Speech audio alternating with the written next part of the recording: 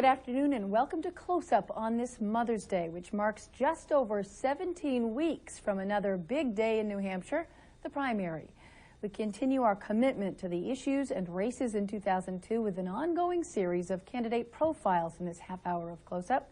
Today we meet the man who is challenging 2nd District Congressman Charlie Bass. Republican Eugene Douglas lives in Concord with his wife Carol and 2 sons. He's a high school science teacher and a newcomer to the state. He moved here from Hawaii in the recent past. According to his website, Mr. Douglas is a pro-life Republican who moved to New Hampshire, quote, to help Bob Smith get reelected. He ran for U.S. Senate in Hawaii in both 1998 and 2000. Welcome, Mr. Douglas. Thank you very much. Before we actually get to meet the journalists who are joining us today, we want to give you a minute to tell us why you are running for Congress. Well, growing up in a Quaker liberal Democratic family, I've been following Republican politics and appreciating it for years, ever since I registered to vote when I was 18. And I registered Republican. And I did it on purpose because I frankly thought that the Republicans were standing for something and did not, in a sense, want kind of a ruling from on high kind of mentality, but more a constitutional view of how people fit into society and government fits in. And we came to New Hampshire expecting to be involved in Republican politics behind the scenes. But I've been following it for 20 years since I was a graduate student at UConn, and always appreciated the congressmen and senators from here. And yet when we moved to Concord, thinking we had all Republicans that we agreed with, I found out that the current congressman, on some very important issues to me, as well as to New Hampshire Republicans, votes with the Democrats. And so, based on my own history and my own going in there for a cause, I decided that if not me, who else? And because no one else was going to do it, I decided I'd do it. And I felt it was very important as a teacher, go out there and educate the public as to what Republicans believe, and that's what I'm doing it for. All right, well, great. Before we get to some more questions, I would love to introduce our panelists today. Joining me to my right, John DeStaso of the Union Leader. Hi, Jen. How are you? Good. Thanks for being with us. And Dave Leventhal with the Eagle Tribune. Hi, Jen. Hi, Dave. Well, I know we have some questions lined up here, but I'd love to start, Mr. Douglas, by asking, you've acknowledged you moved here from Hawaii. It's been about a year or so since you've been here. You know, when Hillary Clinton moved to New York State, she was criticized for seeming to move there to run for Senate. How do you fight that argument here in New Hampshire? You're a newcomer. Well, as I said, my dad's from New London, Connecticut. I'm a real Yankee. And when I was going to UConn, the only Republican politics that was attracted to me was in New Hampshire. From Senator Gordon Humphrey to Senator Bob Smith to Bill Zeliff to Senator Gregg, and before that Congressman Gregg, and even I remembered seeing on the radar Chuck Douglas, and I remembered saying, oh, he's a 1S Douglas. So it's the kind of thing where it all brought to mind why I liked Republican politics and those people who I looked up to and appreciated. And yes, we moved around the country, but I'm a teacher, and basically we had a wonderful opportunity to teach out at the College of Micronesia. I was teaching down in Florida, where my dad lived at the time, and I got recruited out to teach on a small island in the Pacific, and I don't know of any college teacher that, given that opportunity, they pay the moving expenses, wouldn't do that with his family, and it was a great adventure for us. And we moved to Hawaii so my wife could get her bachelor's degree in art, and then we got involved in Republican politics there because I decided to take on Senator Inouye because of some very complicated things about my own experience as a chemist. And so it's a situation where, yes, it's complicated, but it's very simple. That I'm a purist Republican, and I frankly think that Republicans in New Hampshire are great people, and all the people in New Hampshire are great people, but that's why I'm involved in Republican politics. And when we came here, I saw that Representative Bass did not represent my views and a lot of conservatives in the district, so I decided, well, I'll take him on. See how things go. Has the party given you the time of day at all? Because the party officially is supposed to be neutral in these things, but of course Congressman Bass is a veteran and an incumbent and a party person virtually from birth. How do you intend to sort of deal with what will obviously be the Republican Party's favoritism toward the incumbent? Well, frankly, I think once they see, and particularly the important Republicans, once they see that there's some spine behind the bluster that I use, and the fact that I stand for something, particularly regarding what the platform of the Republican Party stands for in these issues. If I could just read a few little things. It says, we therefore support a human life amendment to the Constitution. We endorse legislation to make it clear that the 14th Amendment protections apply to unborn children. We oppose same-sex marriages. We ban partial birth abortion. We oppose physician-assisted suicide. All those are my beliefs, too, and it's a situation where, as people get to know me, then they'll understand why I'm doing this, because they don't represent Representative Bass's views. Part of the problem in politics is that they almost have a kind of a fiefdom of, you know, if your father or grandfather was in politics, then you should be. And it's kind of the Kennedy syndrome. And in some respects, Charlie Bass's politics is just like Ted Kennedy's. So it's a situation where I don't think necessarily there's a birthright to political office. We're not in England. And there's no House of Lords. So it's a situation where, for me as a science teacher with 2 master's degrees and a great family, I think, according to our Constitution, I'm entitled to run for office. And it really doesn't matter what the politicos at the Republican Party say, because once they come to understand what I'm doing here, they'll rally behind me, particularly if I win. And I frankly think I've gotten this far on so little, quote-unquote, money because I have a message and because people are interested in the message and they talk about the message. If I didn't, I'd be go out bragging how much personal money I have to spend, and I don't have any money. I'm just a science teacher.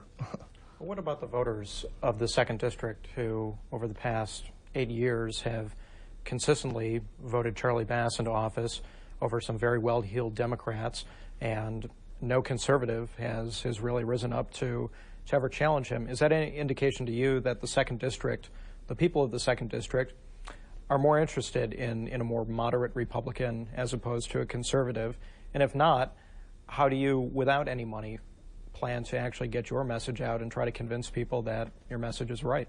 Well, Dave Wheeler, a very conservative Republican, beat him in a primary, and Chuck Douglas and Judd Gregg have also beat him in primary. So it's a situation where, and I think they're more conservative than he is, so it's a situation where basically just because he's beaten Democrats means that people in 2nd District would prefer to have a Republican.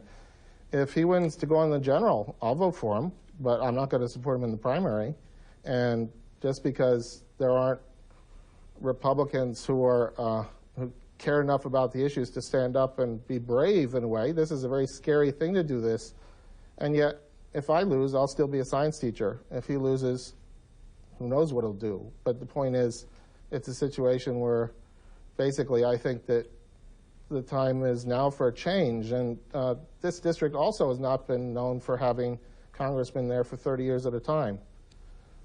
They get upset, they get things for all sorts of things, and I don't think it's ready for a Democrat to upset him, but a conservative Republican can, particularly when he infuriates his base by voting for unconstitutional legislation like Shays Meehan and, in a sense, votes against the Pinkerton Amendment, which was about basically protecting the rights for New Hampshire gun owners to support the candidate of their choice, as well as there are a lot of pro-life people in the 2nd District who've been waiting for a real person who's not afraid to say, yes, I want to protect innocent human life, and that's why I'm in this. And I think I will have a lot of support. And they won't see it necessarily until after the filing stops, but people are talking about me all the time and wondering who I am, and I'm very thankful for this opportunity. One thing you mentioned, Dave talked about party support, as did John, but you filed an official complaint recently asking Republicans to follow the state party rules. Is it your sense that they aren't, that they're somehow supporting Charlie Bass? Well, part of the bylaws basically say if you're a party official or you're part of a committee, you've got a responsibility to be neutral. And yet there were some people in the party committee apparatus that have made it clear they were supporting Charlie. If I was not running, and I wasn't running 6 months ago, sure, they were supporting Charlie, but yes, they need to be convinced, but now they need to be called to task and to say, hey, wait a minute, I'm in here and I'm serious. And I think once people become more and more serious, then they realize they'll have to step back and to say, yes, let's let the primary run its course. The problem is with Representative Bass is, I've had a website ever since November, active and has stuff on it. His website isn't even working. So it's like, if he doesn't care enough about this district to put up what he's standing for, it's the kind of thing where it's just plain weird. And he votes for campaign finance legislation to reform the system, but he doesn't even follow the rules of the FEC himself. It's just a kind of hypocrisy I don't like, and I think once people become aware of it, they won't like it either. All right, well, we're going to toss to a break, but when we come back, more from Eugene Douglas. Thank you.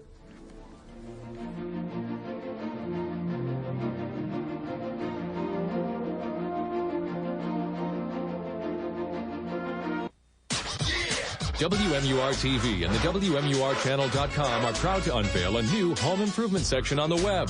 House & Home has advice from the experts, helping consumers stay up to date with tips on keeping their house in tip-top shape and looking great. Plus the opportunity to win a gift certificate for $2,500. House & Home is sponsored by Electrical Supply of Milford, Go Where the Pros Go, and Country Woods Unfinished Furniture. There are lots of reasons for unfinished furniture, but only one store like Country Woods. Hey! It's time you expected more from an insurance company. So call Progressive Auto Insurance, and we can give you our low price and the rates for up to 3 leading competitors. And that could save you hundreds. We want you to save money, even if it's not with us. Call Progressive today, or visit us at the web address on your screen. Compare rates and buy a policy instantly. We want you to save money, even if it's not with us. You could start saving now. Call Progressive at this number today. Progressive, not what you'd expect from an insurance company. If you're looking for the ultimate in bird feeding flexibility, look to Wild Birds Unlimited's exclusive advanced pole system. You can hang or mount the type of feeders, nesting boxes, and water features that work best for you. And thanks to the exclusive stabilizer, it stays straight. And looks great. It's the only one like it, and you'll only find it at Wild Birds Unlimited. More than ever, bringing people and nature together. Right in your own backyard. Wild Birds Unlimited, with 2 New Hampshire locations in Nashua and Plastow. Welcome back to Closeup. We continue our Commitment 2002 in terms of profiling the candidates running for major office. Today, we are seated in the studio with Eugene Douglas, who's a Republican, taking on Charlie Bass in the 2nd Congressional District. And we've been asking him some questions, and we're going to turn it over to John to stay. So, John? Mr. Douglas, just tell us a little more about where you think Congressman Bass has voted like a Democrat and has been non-reflective of the voters. I mean, the president has supported him himself. So I think there's really no one that's always 100% with the White House or with a certain point of view. But what about him is the most troublesome to you? What are some of the votes that you've mentioned? Campaign finance reform. Any others? Well, just a few weeks ago, he voted to say it shouldn't be against the law to bring minor children across state lines to have abortions. And to me, that's appalling. It's almost like in Massachusetts, where they have a law that says parents must give permission to have a minor have an abortion. There are abortion providers in Massachusetts bringing minor girls to New Hampshire to get abortions because there isn't that law here. And it bothers a lot of Republicans, the fact that he does that. And it overwhelmingly passed the House with bipartisan support, mostly Republican and some Democrat, and he voted against it. And basically what that does is it advocates kidnapping for the sake of killing a baby. And that, to me, is abhorrent. I can't picture that. And I don't believe it represents the Republican Party in New Hampshire, and I don't believe it represents the things. He also voted for domestic partnerships for the District of Columbia to support them with federal funds. And yet, look, I don't have a position about people's personal lives, but taxpayers shouldn't be used to subsidize people who want to shack up. They have their own choices. Common law marriage for heterosexuals, and there's basically if they want to give each other power of attorney, that's fine, but I don't think they should get government sanction and make taxpayers pay for it, and he voted for it. If Charlie Bass was opposed to abortion rights, would you feel the need to run in this election? No, frankly, that's what I expected when we came here. I was not looking forward to being a candidate again, maybe for 6-10 years down the road. As I said, as you mentioned, I've been a great fan of Bob Smith ever since he entered the U.S. Senate, and before then when he was a congressman. He's a very honorable man, and I think he deserves to be reelected. I'm proud to support him. I also think that Johnson Jr. is a great guy, and it's a situation, running for the Senate as I did before in Hawaii against very liberal Democrats' positions in a sense. It didn't matter where I came in, but the fact that I did that, I can understand,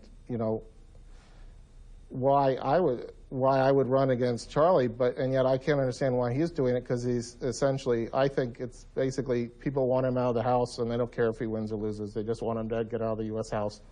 And I find that tragic, because I think he could be a great senator 6-12 years down the road, and yet I think I'm 44, he's 37, and I think I may have learned some more things in my Senate races in Hawaii, standing up and getting some notice. And what do you think of Congressman Bass not taking sides in that primary between Senator Smith and Sununu? Well, some people see that as a slight to the incumbent, and that led to speculation that perhaps some people were asking you to sort of be a thorn in the side of the congressman. You don't strike me as someone who's going to allow himself to be used in that way, but what do you make of that whole situation?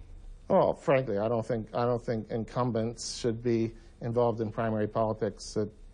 It's kind of unseemly, and just because I'm a candidate, but I've always made my preferences for Bob Smith to be clear from the beginning. There's been no things, but I like Johnson Jr. I think he's a great guy, and yet Charlie Bass not taking a position when Senator Smith endorsed him 4 years ago. It's kind of odd, but the way he votes in Congress, and Bob Smith votes very pro-life, doesn't surprise me he doesn't support him. He wants him out of the U.S. Senate. He might even want Gene Sheehan to replace him. I don't know. I have no idea. Norman Jackman has agreed to a debate with you. If I'm correct, he's running, of course, in the Democratic primary. Why debate a Democrat at this point when you're still running in a Republican primary and have that race in and of itself to deal with before you would ever have to think of the general election against a Democrat? Well, he was on the show a couple of weeks ago and had a lot of comment in the Republican circles about it. And I felt, being a Massachusetts lawyer from Harvard and whatever, it'd be fun. I'm a college teacher, and I thought it'd be educational. And whether Representative Bass or Katrina Sweat want to join, I thought it'd be fun. And initially, when we met at McDonald's, he thought it'd be fun too. But who knows? He basically, I've been forced to now invite Katrina Sweat to join us, and so it's a situation where who knows what will eventually happen, but it's not by my lack of trying. I basically feel that whenever the issues are discussed and on the table, then people really know who they're voting for, and that's what we need in the 2nd District. It would also be great in the 1st District if Sean Mahoney challenges Martha Fuller Clark. Get some noise, get some interest in there. You mentioned that you have proposals for lowering taxes and for making government smaller. Can you talk about your proposal for lowering taxes? Well, last night I was at the Portsmouth Business Forum sponsored by Craig Benson, and I asked the guys on the panel, what kind of interaction or relationship would you like to have with the state and federal government? They said none. Well, that's my view too. The federal government's job should be to support the infrastructure, to look for the national defense, to make it easy for business to provide jobs for people, not make things messier. And frankly, the way Representative Bass votes on two sides of the issue sometimes and kind of interferes with what President Bush wants to do in Congress, it's a situation where I don't think he's much of a friend for small business either. So that's the kind of thing where, I feel fairly strongly about it. And yet I also, as a teacher and as someone who worked in the industry, got one patent, it's the kind of thing where I believe that there's a role that the federal government does play in providing for higher education as well as a wide variety of infrastructure needs. Well, you also mentioned you have a proposal for local control of education. How does that work in with? Well, basically what it means is that the Department of Education in Washington gets kind of disbanded, and any role of regulatory thing gets put into a different group of more an advisory thing of setting basic standards and then letting local states, localities, local school districts make policy within a certain framework. Like, one of the things that's tragic, New Hampshire is great in the fact that at least with 2 master's degrees, there's an alternative credentialing procedure. But most places in the country, if you have a master's degree in a subject area or even a bachelor's, you can't teach at the high school at that level without going back to undergraduate school. And that's a national problem, and yet part of the bureaucracy in the Department of Education promotes that kind of educationalist attitude about it instead of getting people who love science in there to teach it, or those people who love math or history to get in there to teach it. And that's my idea of if the local people know what they want, they should be allowed to hire them. And that's a school district matter and even a principal matter. You must detest the Bush education plan, then. No, I don't. I think what President Bush is trying to do is making a silk purse out of a sow's ear. Frankly, I think he's doing what he needs to do to get it back to local accountability, and yet trying to work a way to kind of work through a morass of regulations and barbaric stuff that comes out of Washington that's been entrenched there for as long as the Democrats were in control of Congress. And I think he's a pragmatic guy who deserves kudos for what he's been trying to do. And that's one reason we've been supporting President Bush and even his father for years, because they are very pragmatic politicians. How does Charlie Bass, be it in his votes or in his outward leadership on the issue of terrorism, how do you think he's done in the past several months dating back to last September? Oh, well, kind of quiet. I like Bob Smith's view on terrorism and basically Senator Gregg's leadership on the issue, Johnson Jr.'s leadership on the issue. I think Representative Bass, sure, he's parroted the other view, but I don't think he necessarily disagrees with the Republican position. Anything that he should have done that you no, see him not doing? No, I just don't see him as being that kind of guy with public statements in a way. He's a very nice man. He has a 67% thing with the American Conservative Union, so I would vote the same as he would on many things. But the prime issues about why I'm in this race is why I'm in this race. And basically, I think it does not represent New Hampshire. It does not represent the 2nd District. So you said your main issue was, however, was the choice issue. Was the No, choice issue the pro-life issue? Well, I thought you said you wouldn't be in the race if If he were pro-life. If he were pro-life, that's a matter of killing little babies in the womb. It's a situation where, to me, that's enough to get me in there. It's not enough to replace an incumbent. I'm a Republican. I'm not in here to replace incumbent Republicans with another one. That makes me different. And all I was going to ask you was, what sort of federal legislation do you see yourself sponsoring? What can be done on the federal level and the congressional level to deal with that issue, as opposed to, say, on the on the state level? Well, it's in the New Hampshire. It's in the New Hampshire Republican Party platform. Basically, a human life amendment to the Constitution that brings back that the U.S. Constitution says that the Americans have a right to life, liberty, and the pursuit of happiness. That applies to the unborn. All right, I'm going to take a break now, but we will be right back.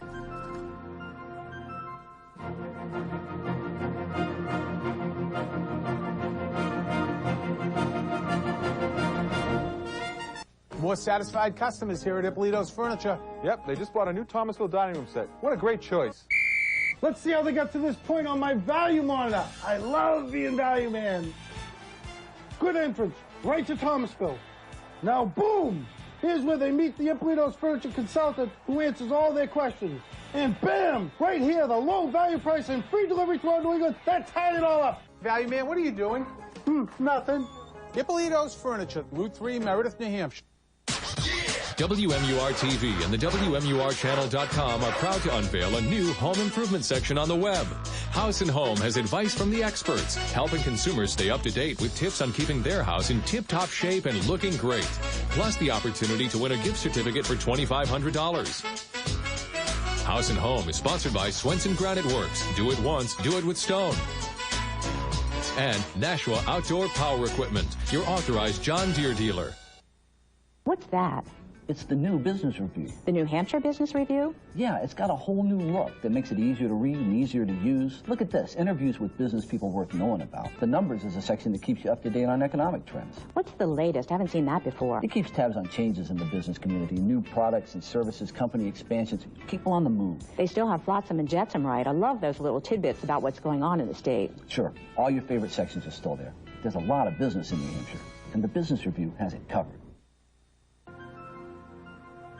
Back to wrap up this half hour of Close-Up, but before we go, we want to give Republican Eugene Douglas a chance to, in about a minute or so, summarize anything you didn't get to say or just kind of why you feel you're the guy for Congress.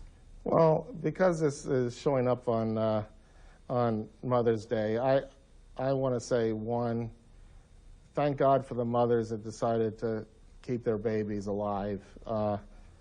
That's why I'm in the race, to protect the babies and to, in a sense, ask all of you out there who are concerned about it to pray for the mothers who are hoodwinked into taking their baby's life. Yes, it's an important issue, but human life is an important issue. And yet it's a situation where all I'm doing is giving New Hampshire Republicans a choice and those who care about it a choice. And I really need your help. Yes, I don't have many resources, but I think I got the grassroots foundation I need. I feel I'm entitled, and my positions are clear enough that I can ask for your money, your support, and I really need people's help.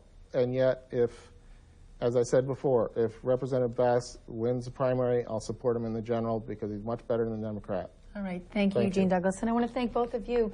John DeStaso with Union Leader, Dave Leventhal, Eagle Tribune. Thank you, guys. Thank you. And do want to let you know that you can join us again next week for a Close-Up doubleheader where we profile two back-to-back shows, two Republican candidates running for Congress in the 1st District. We'll meet Jim Steiner and John Stephen. That's next Sunday on Close-Up starting at 12:30. Thank you all for joining us. Have a great one.